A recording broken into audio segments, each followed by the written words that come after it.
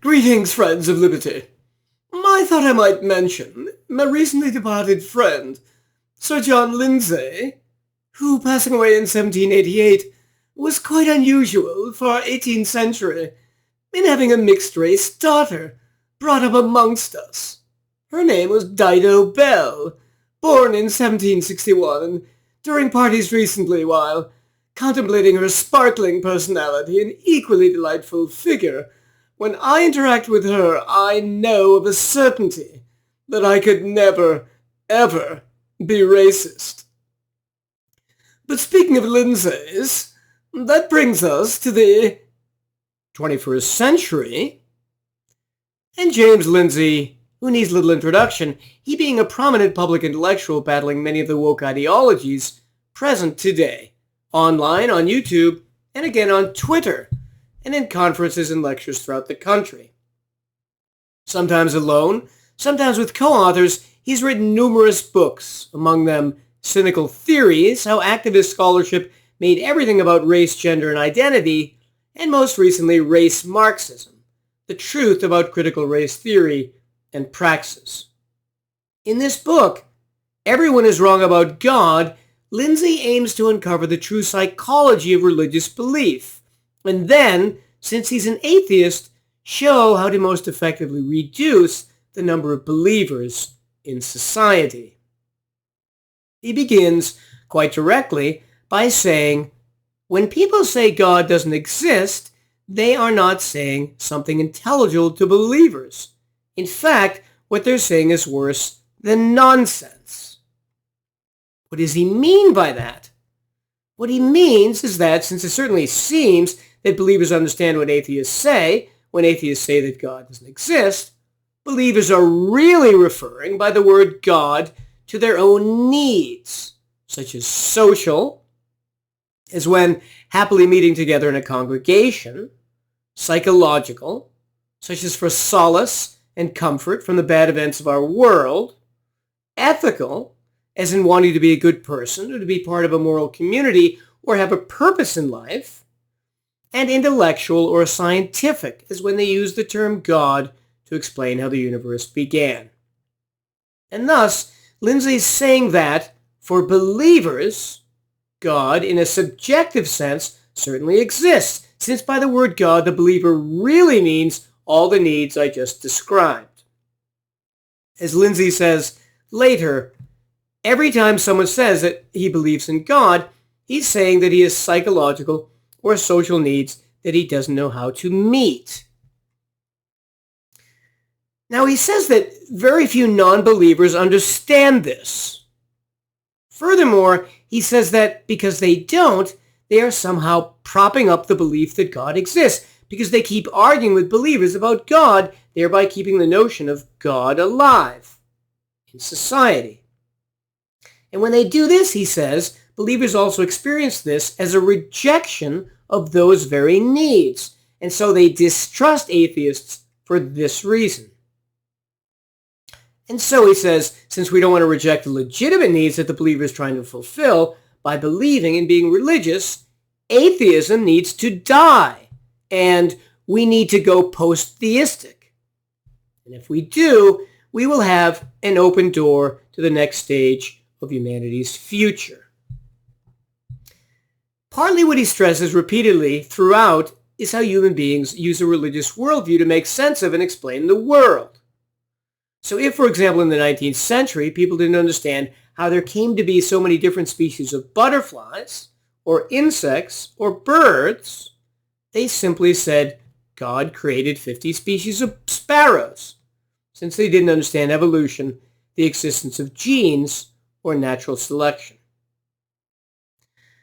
So, given that as a committed atheist, he believes that we need to help people abandon faith, mythology, and superstition, what does he claim is the answer, the solution? How would he do it? The answer, he claims, as I indicated previously, is we absolutely must start diligent and serious work into figuring out how to help people meet those needs in a better way. Because where societies are very successful at providing opportunities and security, reliance on religious belief drops. And how does he claim society should do this? He says it will require devising means by which we can service them, those needs, at various levels. What else? He says we need to have better education on a variety of topics. What else? These ideas, attitudes, and efforts have to spread around the globe, by which he partly means his ideas of going post-theistic or forgetting about atheism. Furthermore, he recommends asking believers questions about the Bible in a Socratic method, which method has been used by his friend, philosopher Peter Boghossian, with questions, for example, revealing that the Bible has lots of mistakes. He also recommends the outsider test of faith used by John Loftus, which basically points out to believers that if you're born in India, you very likely become Hindu. In Saudi Arabia, Muslim, China, Buddhist, Utah, Mormon, or England, Anglican. In addition, he believes that satire, like comedians Richard Pryor or Chris Rock mocking atheism, racism, can also work, if not done in a mean-spirited way. Finally, he believes that social needs can be satisfied in a secular manner by the martial arts, hiking groups, exercise groups and teams, knitting clubs, and book clubs, and by training secular psychotherapists, some to specifically help people transition from religion to secular humanism. So in conclusion, what are we to make of all this? His theory of what religion is and how to reduce the number of believers in society. First, he could have started by defining what religion actually is, an ideology. And what is an ideology? A self-deceptive belief system. And what distinguishes religion from other ideologies, like communism and fascism? The fact that it deals with the supernatural, gods, saints, miracles, karma, rebirth, and heaven and hell, for all of which no proof exists. Secondly, he ignores that true religious belief implies that the person has freely chosen to believe, in the absence of force. But the harsh historical reality is that, for likely the majority of believers, many people were part of a religion or acted as if they believed, or even in the end came to believe, because of the violence that was threatened against them. Not because of their needs, as Lindsay thinks. So in ancient Greece and Rome, atheism or mocking the gods could be punished by death. Similarly, in modern times, as of 2017, death for apostasy was still in the books in 13 Islamic countries. The very history of Islam being a history of violence or its threat against unbelievers, privileging Muslims over all others. Next, if we turn to sincere believers, his idea that they are trying to or actually satisfying various needs, either social, ethical, biological, intellectual, is true but trivial, since everyone tries to satisfy their needs in life by what they do, and everyone has a belief system. So this isn't unique to religion. That's the problem. Let me give two examples. First, that of a scientist. Scientists, just like the religious, try to satisfy their needs with science. They love understanding science. They might make a profession of science. And they might be friends with other scientists. Similarly, a paranoid schizophrenic has a belief system. Everyone is out to get him. So having a belief system and trying to satisfy needs doesn't distinguish the believer from anyone else. What distinguishes him? The fact that he uses self-deception. Remember my definition? And in fact, Lindsay comes close at times to saying exactly this. Thirdly, whether or not believer equates God with his various needs, he knows very well what you mean if you tell him God doesn't exist. So if a Muslim screams Allah Akbar to you and you reply, no, Allah doesn't exist, he knows exactly what you mean. You're denying the existence of the God he worships and thereby threatening the success of his self-deception. Fourthly, there's again no evidence for this idea that atheism paradoxically maintains theism, and that this is true simply by the fact that atheism only really exists as a counterpoint to theism. Number one, if we look at highly atheistic or agnostic countries like Sweden at 78% or Czechoslovakia at 72%, is there any evidence that they're producing more believers or influencing people to become believers? No, none.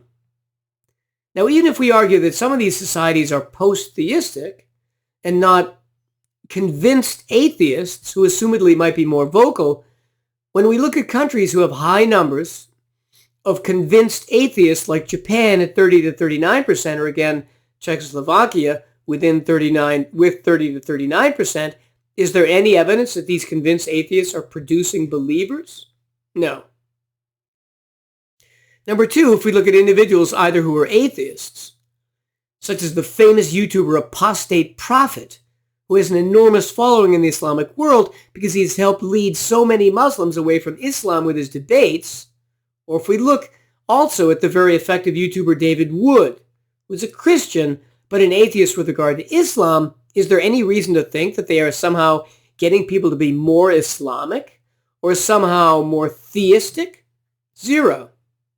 In fact, they've been successful at getting people to give up their Islamic beliefs by deliberately and explicitly attacking the flaws in the Quran. David Wood, in particular, excels in brilliant mockery of the Quran and other Islamic texts, so much so that he's been threatened with death many, many times, and both he and Apostate Prophet, as a result, are protected by the FBI. But are they ineffective? No, they're enormously effective. Why? As they say in your Air Force, if you get a lot of flack, you know you're over the target.